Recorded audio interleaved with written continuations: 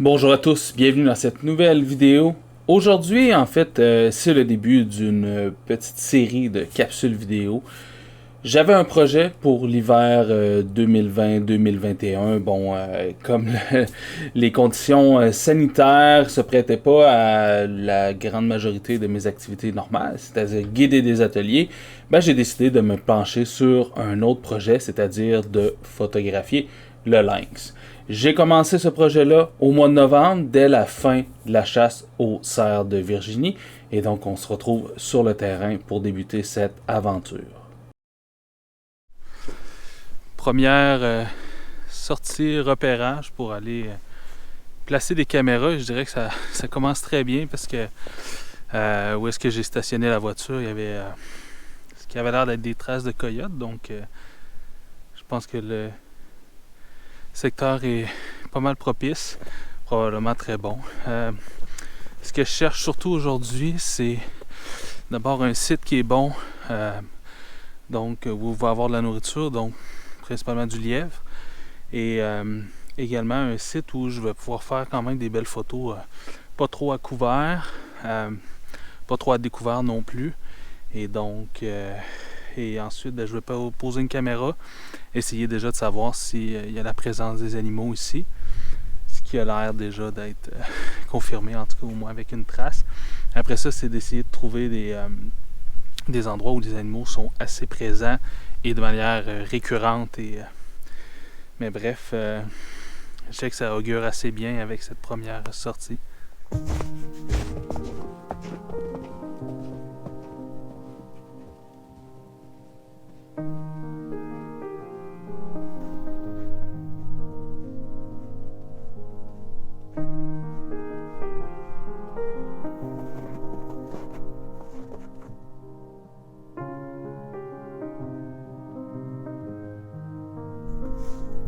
Beaucoup de traces de lièvre.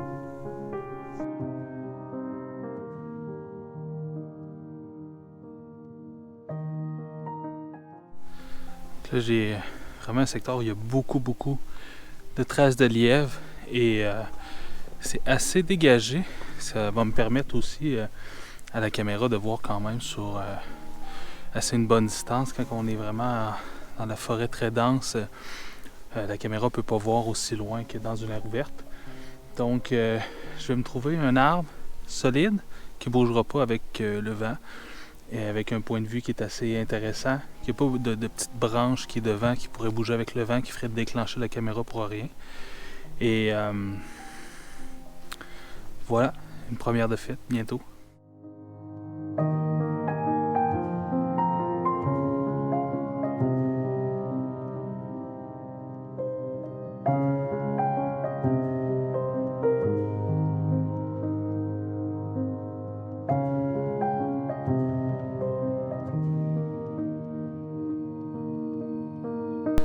Une fois que la caméra est placée, je me note bien évidemment la position GPS exacte de où j'ai placé la caméra. Et je vais prendre une photo de l'arbre aussi, justement pour que je puisse bien la retrouver. Et là, présentement, je l'ai mis quand même assez proche du sol. Ces caméras-là, je vais les garder ici pour environ 2 semaines. 2-3 semaines, je vais revenir pour voir s'il y a eu de l'action. Et je veux bien évidemment que la caméra soit au niveau du sujet. Et dans le fond, je veux pas que la caméra, en fait, normalement, je la mettrais plus haute si je voulais la laisser plus longtemps, parce que la neige va monter. Donc, comme là, j'ai juste prévu de la laisser ici 2 semaines, là, j'ai pas besoin de la mettre aussi haute que normalement.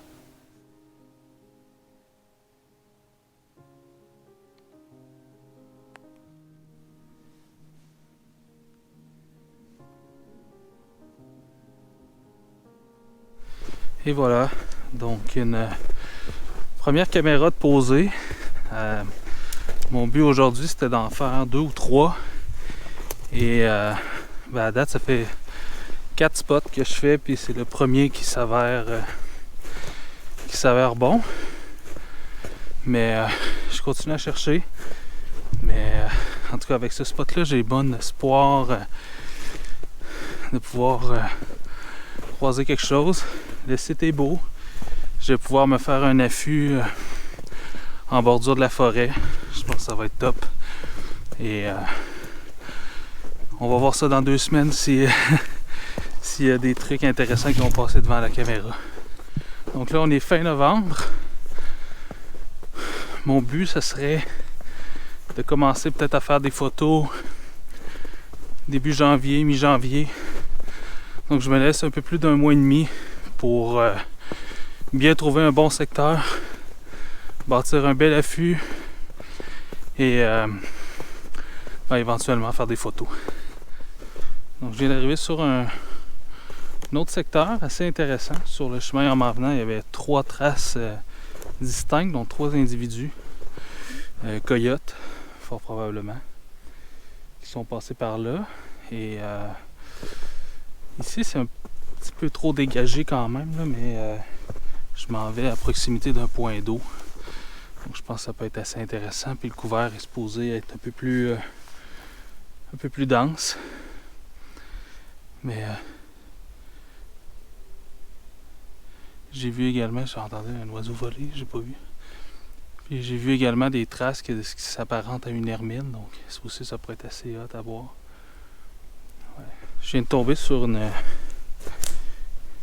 vieille trace, mais c'est un immense rond. Une immense trace, donc c'est vieux, là, il y a une bonne couche de neige par-dessus, là, mais ça fait vraiment un gros trou.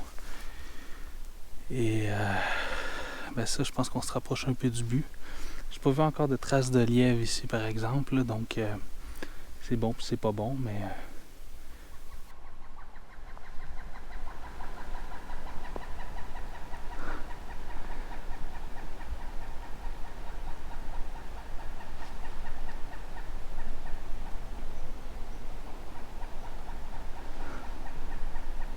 grand pic.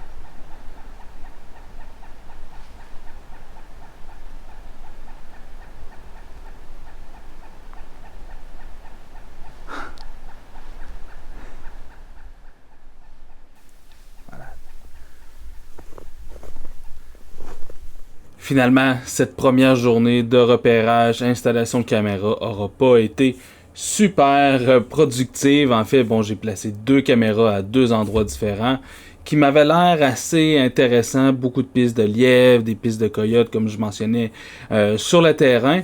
Et finalement, ben, j'ai eu un lièvre, un mésanget sur mes caméras et sinon, rien du tout après 2 semaines à avoir laissé mes caméras dans le bois. Donc je suis retourné les chercher et j'ai continué ma prospection. Ce matin, on vient faire une petite tournée des caméras. Ce qui est super le fun, c'est que il est tombé une petite neige durant la nuit, donc je vais voir les traces fraîches. Ici déjà c'est bon, il y a des traces d'orignal qui sont passés par ici. J'ai vu quelques traces de lièvre aussi jusqu'à présent, donc c'est très bon.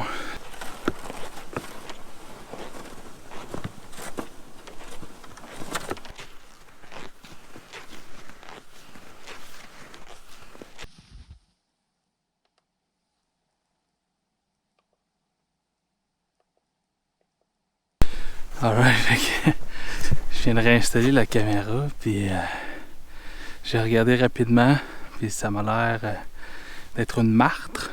Pécan, mais ça avait l'air petit quand même. Donc, que des visites de nuit, je crois, mais quand même, une belle martre. Je pense qu'il y a un raton laveur aussi qui est passé sur la photo, sur la caméra, mais c'est très nice, ça annonce très bien. Comme j'avais pu observer rapidement sur la caméra, il y a effectivement un mustélidé qui est passé devant la caméra. En fait, pas un, mais 2. Il y a une hermine qui est passée, toute petite. En fait, bon, c'est soit une hermine ou une belette à longue queue. Difficile à dire sur la caméra, j'ai pas d'indice au niveau de la taille, mais c'est une petite belette, toute blanche l'hiver, qui a passé à la vitesse de l'éclair, très rapide. Donc disons que ça égayait beaucoup mon humeur. J'étais super content d'avoir pu voir cet animal-là. Et bon, ce qui m'apparentait à être justement une martre, je suis vraiment pas sûr, mais c'était quand même assez gros. Ça avait l'air assez foncé. Bon, disons, avec la caméra de nuit, c'est plutôt difficile à voir. Mais quand même, je pense qu'un pécan est passé devant la caméra. Donc c'était super excitant. J'avais bien hâte d'y retourner. Back in the woods. Donc aujourd'hui, là, on est en plein milieu de la journée. J'ai choisi une heure où passer du temps à ma caméra où j'ai vu ce qui s'apparente à un pécan. Difficile à dire, c'est un pécan ou une martre, mais c'était gros pas mal pour un pécan, pour une martre. Donc, et là, je viens de jeter un petit coup d'œil, puis il y a un cerf de Virginie, puis l'hermine aussi qui est revenu, donc qui est repassé par là. Donc ça pense que ça va être bon. Je suis venu, je vais me construire un affût. Je vais essayer d'avoir un point de vue assez dégagé sur la place. Et c'est ça. Attendons de voir ce que je vais pouvoir trouver. Ramasser des bouts de branches un peu partout. J'ai amené une bâche également de camouflage pour me dissimuler, mais je pense que ça va être assez bon.